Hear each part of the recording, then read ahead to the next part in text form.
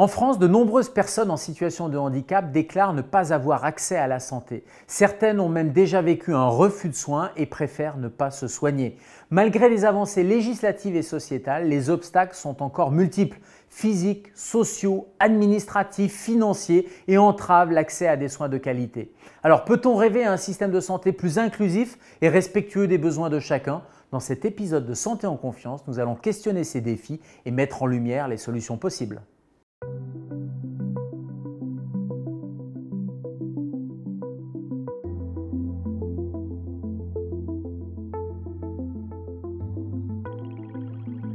Mathieu Lartaud, visage familier des fans de sport, est journaliste et fervent défenseur des droits des personnes en situation de handicap. Ayant lui-même surmonté un cancer et une amputation, il utilise sa voix pour sensibiliser le public et dénoncer les injustices que subissent tant de personnes dans leur parcours de soins. Selon la nature de l'amputation, on n'est pas forcément sujet au même appareillage. Donc moi j'ai été amputé à la suite d'un cancer par exemple, donc je m'inscris directement dans le régime de la sécurité sociale.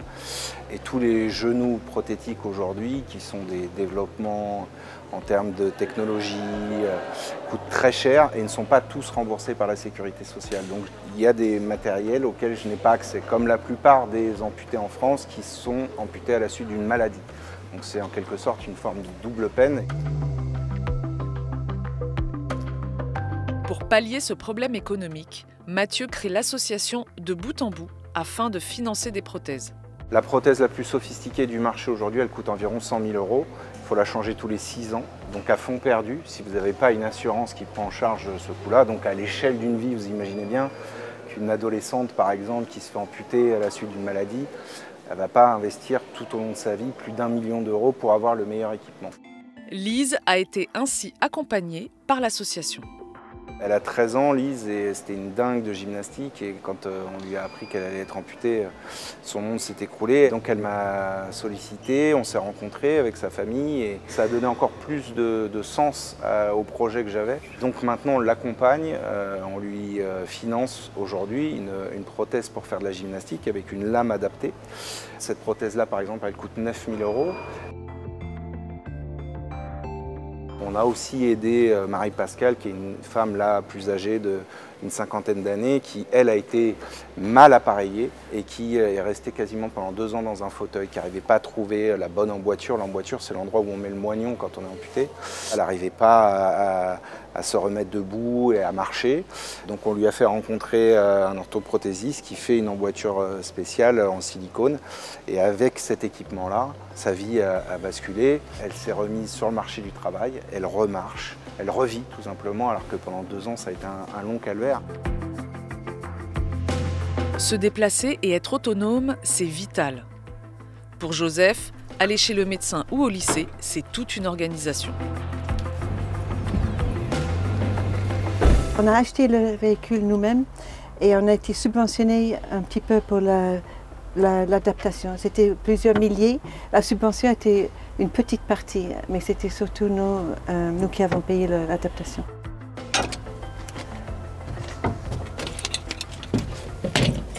Il faut juste être sûr que la ceinture est sur Joseph.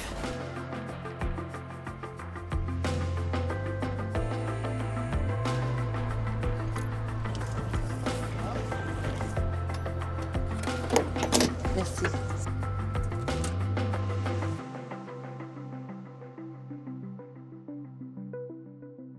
J'ai l'intention de prendre le RER un jour, mais pour le moment, je sais qu'il faut utiliser une application pour s'assurer que la station a un ascenseur qui fonctionne. Prendre le RER, ce serait intégré dans ma vie quotidienne un peu soudainement, un facteur qui jusqu'ici était plutôt étranger.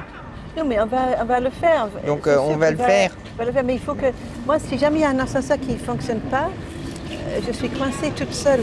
Ce fauteuil, il est très lourd à manipuler toute seule. Plus d'une centaine de kilos. C'est une expédition de prendre le RER quand vous êtes en fauteuil. Ça ne se prévoit pas comme ça sur un coup de tête. Quand enfin on arrive sur son lieu de soins, de nouvelles difficultés se présentent. Beaucoup de soignants se sentent démunis face à une personne handicapée. La barrière du langage, l'expression de la douleur, les troubles du comportement et les problèmes d'accessibilité compliquent la prise en charge. C'est le constat de l'association APF France Handicap, invitée au congrès des urgentistes.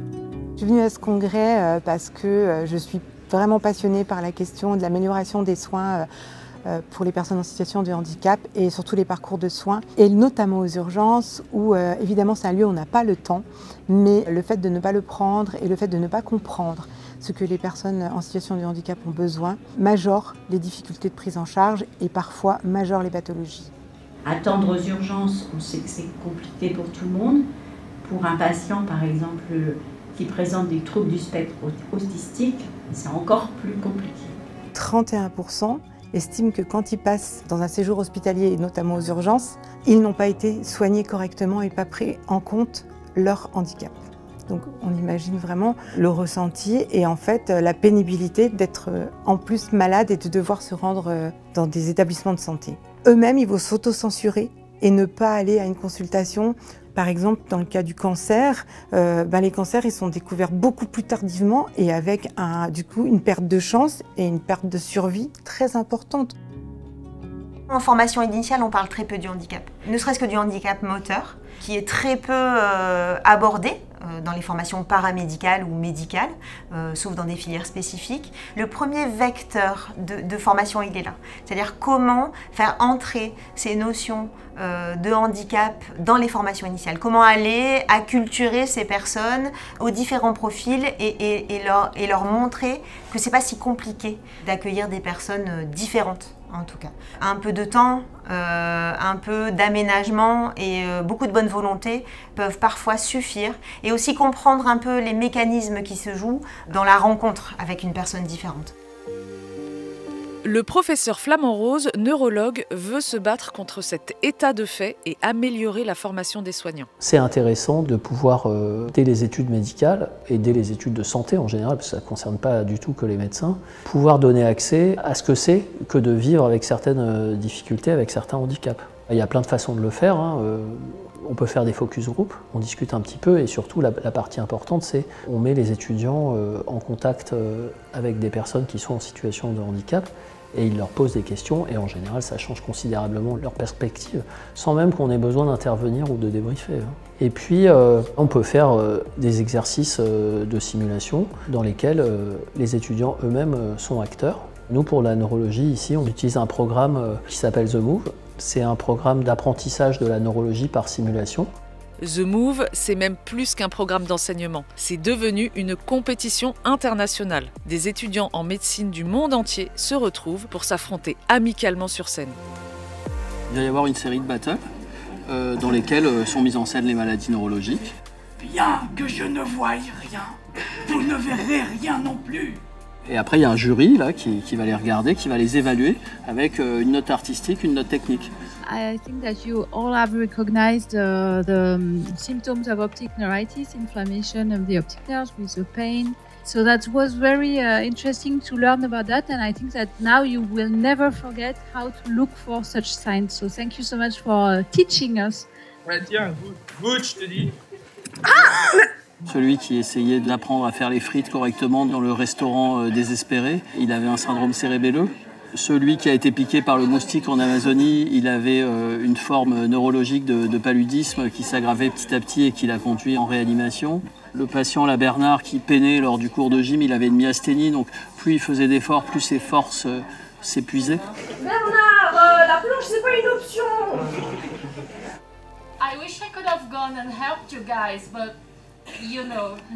We tried to represent not the disease, but the whole patient. So how he interacts with other people and how he acts around the day-by-day life. It's a more humanized care, I believe, and therefore it's a better way to learn. C'est dans des petites choses qu'on se dit ah bah mince en fait c'est hyper handicapant. Par exemple les tremblements ou d'être super ralenti pour le syndrome parkinsonien. On le sait, on l'apprend, mais quand on doit le faire, on se dit ah ouais bah mince quoi. ça va marquer les étudiants, ça va les inciter à être vigilants et à penser au patient dans sa globalité. Pas uniquement sur le diagnostic, mais aussi quelles vont être les conséquences de ces différents symptômes, et ça c'est vraiment important. Francky sent le cerveau qui chatouille. L'accès aux soins des personnes en situation de handicap, c'est un énorme challenge. Moi, je pense que The Move il peut participer à ça parce qu'on a mis le patient au centre, au-delà de mettre le médecin. Il y a des unités d'enseignement qui vont être vraiment focalisées sur la communication avec le patient, sur autre chose que sur la technique même de la médecine, mais sur vraiment le relationnel, mais au-delà de être sympa. Que le relationnel devienne un soin en soi et une façon d'aller mieux. Je commence à croire quand même que ça va prendre. Se mettre à la place de l'autre pour changer les mentalités, c'est bien là un outil efficace. L'inclusion, c'est pas 15 jours dans l'année, tous les 4 ans, c'est pas de temps en temps quand on fait une manifestation, ça doit être au quotidien, parce qu'il y a 12 millions de personnes en situation de handicap en France et qu'un jour ou l'autre, tout le monde sera concerné par un problème de mobilité, que ce soit par la maladie ou la vieillesse. Donc ça nous concerne tous.